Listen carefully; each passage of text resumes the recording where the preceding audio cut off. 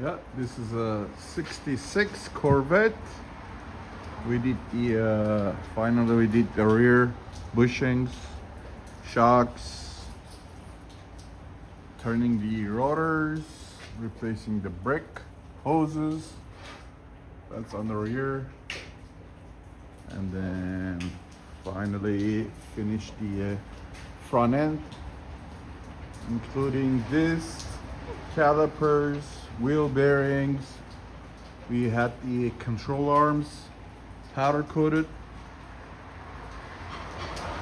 springs powder coated, sway bar, replaced the ball joints, upper and lower,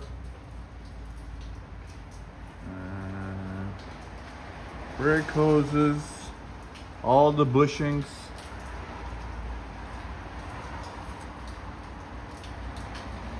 Came out pretty nice.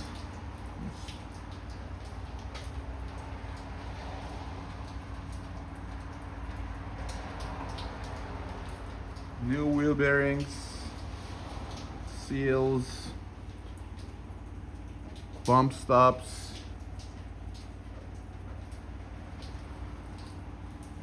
sway bar end link, bushings,